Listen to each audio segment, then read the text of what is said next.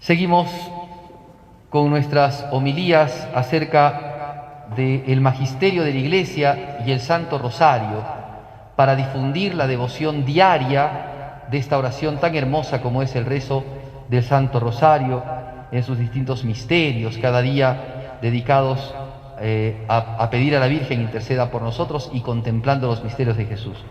El Papa, después de haber mostrado, ¿no?, cómo es que el rosario es una oración contemplativa, eminentemente contemplativa, es decir, las Ave Marías nos sirven como de telón y lo que salta es la consideración y la contemplación de los misterios de Cristo.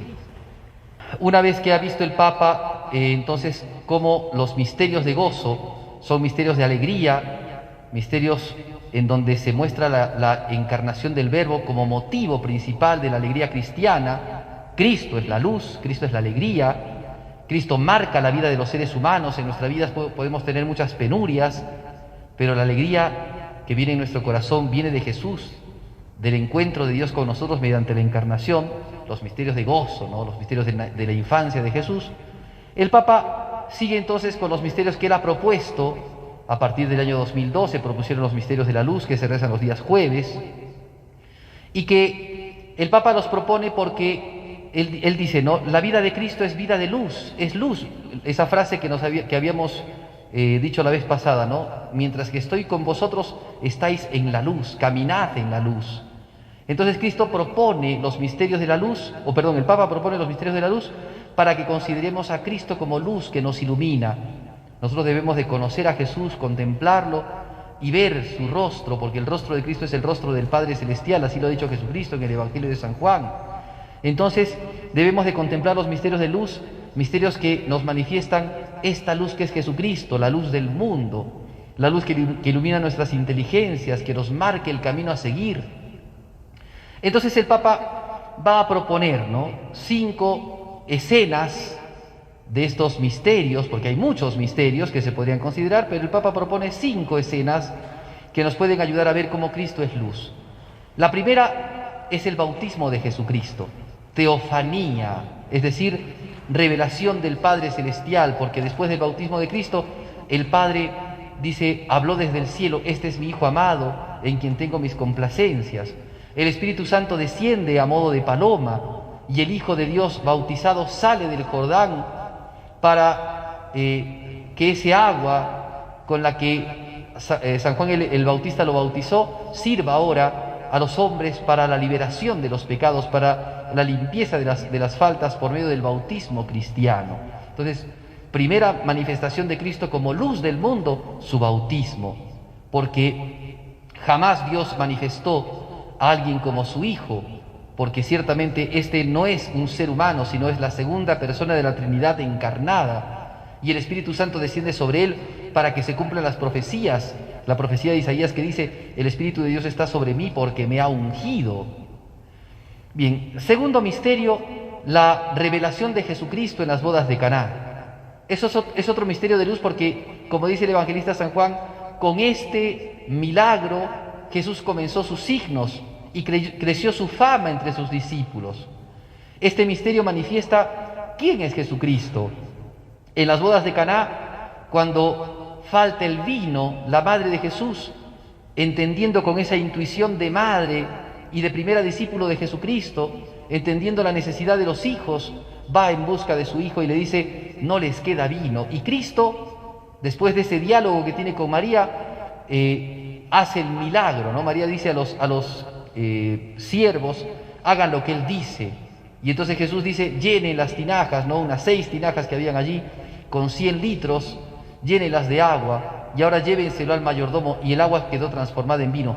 Milagro, primer milagro de Cristo, luz del mundo, manifestación clara de que Dios con su palabra puede modificar, ¿no?, puede suspender el orden natural y hacer que el agua se haga vino, después hará que el pan se haga su cuerpo y que el vino sea su sangre.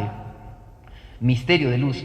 Siguiente misterio de luz, la predicación misericordiosa del Evangelio del Reino. Cristo es luz de las naciones. Allí, en esa predicación, hemos escuchado tantas palabras hermosas de Jesús, como esa palabra tan linda, esa parábola tan linda de que Él es el buen pastor, que da la vida por las ovejas. Esa palabra que nos ha dicho, vosotros sois mis amigos porque hacéis lo que yo os digo.